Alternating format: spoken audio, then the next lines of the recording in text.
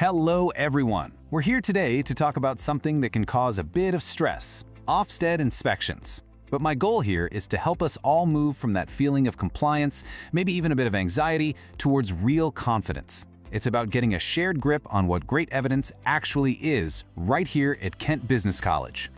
Okay, so picture this. I'm sure we've all been there. That email lands in your inbox, Ofsted inspection scheduled, and boom, your stomach drops a little, right? That pressure starts to build. And the first thought that pops into pretty much everyone's head is, okay, where on earth do we start? And you know, that first instinct is often to rush to the paperwork, isn't it? We think, right, let's get those files perfect. Let's polish every single record, update every document. We start trying to build this perfect paper trail. But hang on a second, is that really the answer? Is this just about having the neatest folder or the slickest presentation? Well, here's the thing we really need to get our heads around. Ofsted, they're not really here to inspect the paper. They're here to inspect what the paper points to. They want to see the real, tangible impact we have on our apprentices, day in, day out. See, the documents, they're just the starting point for a conversation. They're definitely not the end goal. And that brings me to what is, honestly, the most important sentence you'll hear today. Proper evidence, it's not something you make for an inspection.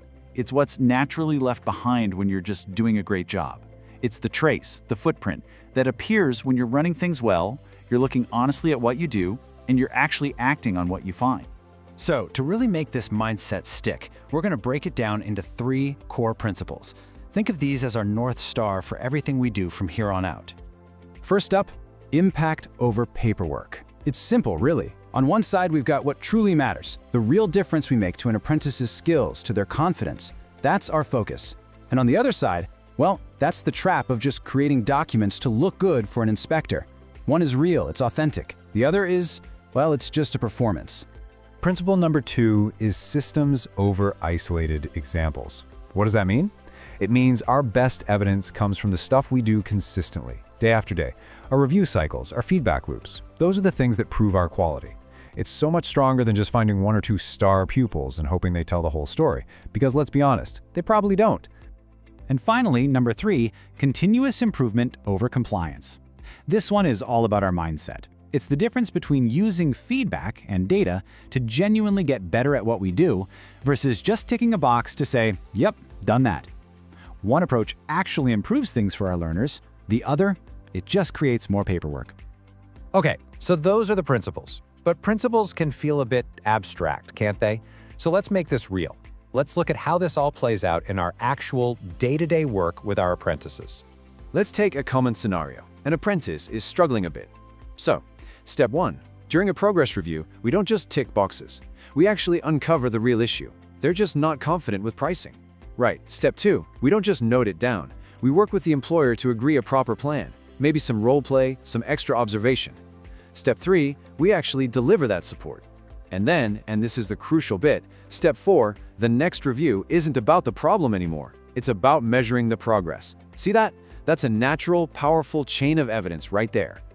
And here's the thing, that whole record of their journey, it exists because we needed it to help them. It's a tool for us first and foremost.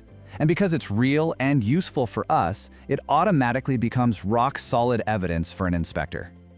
And you see this pattern everywhere once you start looking for it. An employer gives us feedback and we actually tweak the curriculum because of it, that's evidence. We do some staff training and the quality of our coaching goes up, that's evidence.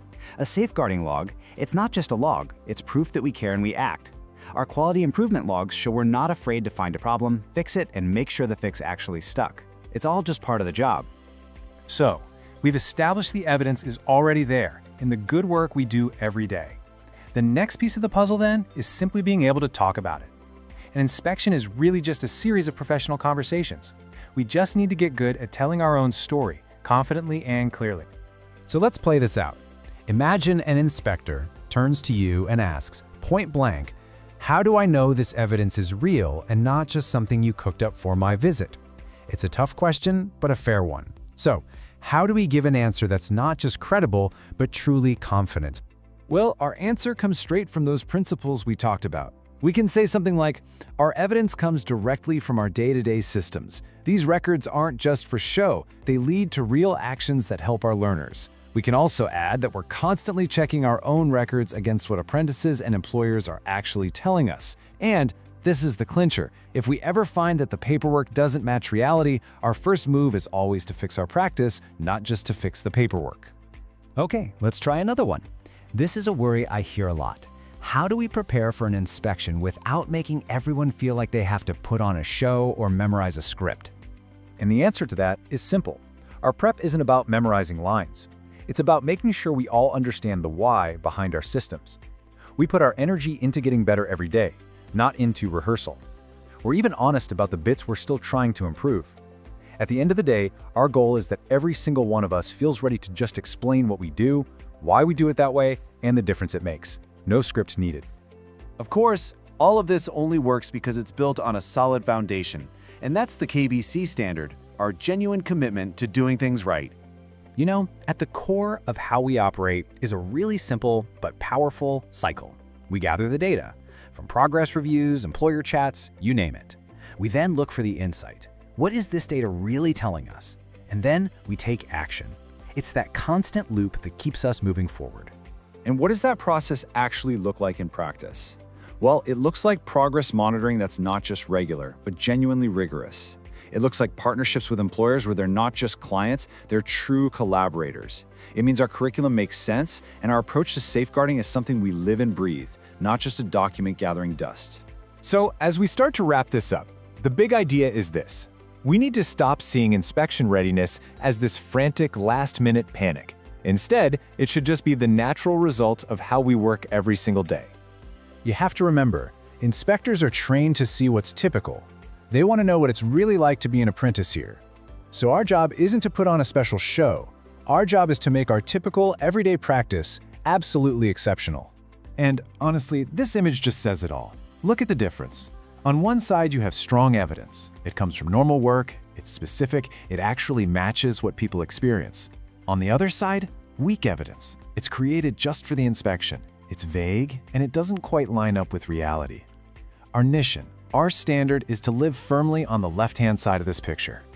So, if you take just one thing away from our time together, let it be this. Strong inspection evidence is not something you create for an inspection. It is, and always will be, the natural outcome of effective, consistent, and high-quality work day in and day out. And that right there, that's where our confidence comes from.